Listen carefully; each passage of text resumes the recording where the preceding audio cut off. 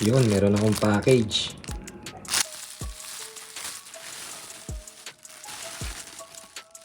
Stator ng Honda CBR 250R Fi. Dito pa lang kita na nasunog.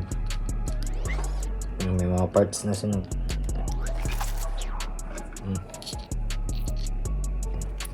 Yung crossover nandito. Ito yung crossover. Hindi ko to na-explain nung nakaraang kong vlog eh. Lagi yung tatandaan ko nasan yung crossover. Ang turn direction nito counterclockwise, tapos ang pole to pole rotation is clockwise. Yan, pag ganyan siya. Mamaya pakita ko sa inyo kung anong sukat ng wire tsaka kung ilang number of turns. Ngayon alam ko na ano siya, delta config.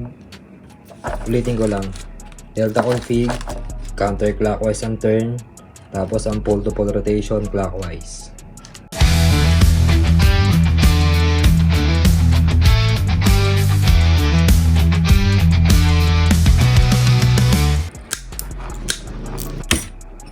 Yan, ito yung ginagamit kong pasukat ng wire. 18 maluwag, 19 shoot, 20 ayaw na. So ang size nito is number 19. Yan. Hindi siya pwedeng number 18 kasi masyado siyang maluwag eh. Number 19 to.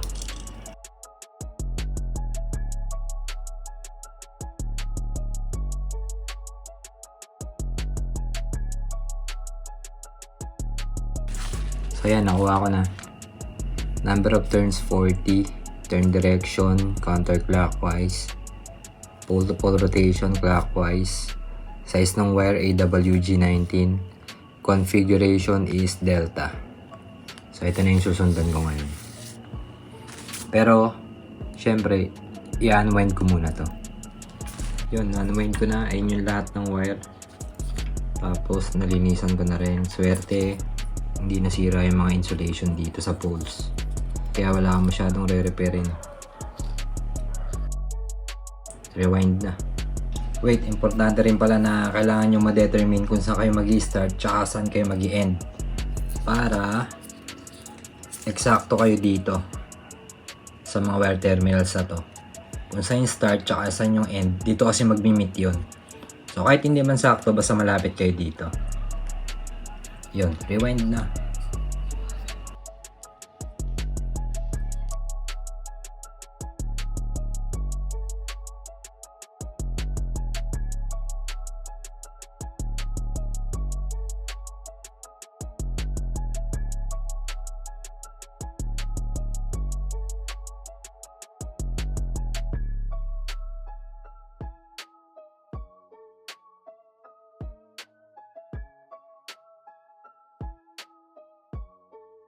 After nito, 40 turns, lipat tayo dito sa kabilang pole na pakanan.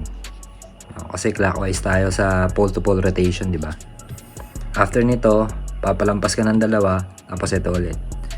Kasi ito yung phase 1, phase 1. So kung phase 1, phase 2, phase 3, phase 1 ulit. Parang ganun lang. Yun, tapos na tayo sa unang phase. 1E, 1S. Okay, tapos na yung second phase. 2S, 2E, 1E, 1S.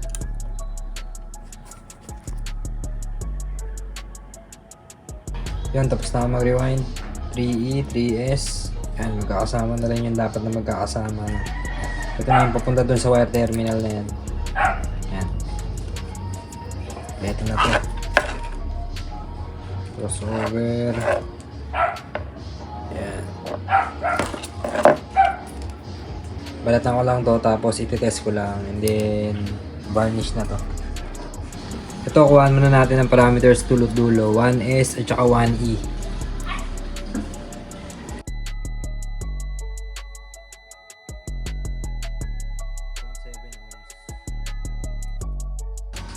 Uh, 2S at saka 2E.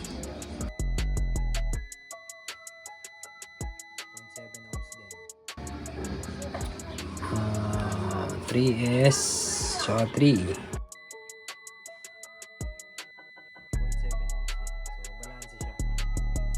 Ngayon, testing ko naman yung magkakadugtong to. Kasi nga naka-delta config tayo, di ba? Dugtong ko muna to. Tapos ito.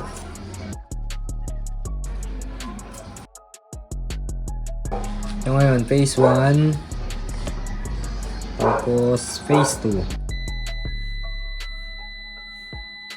Point 4. Phase 1 at saka phase 3. Point 4. Phase 2 and phase 3. Papahiran ko na to ng varnish.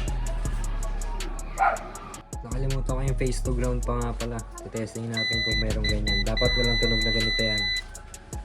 Phase 1, wala. Phase 2, wala. Phase 3, wala rin. So, ito yun. So, hindi siya grounded. Okay. Ayan, patayo na lang ito ng varnish.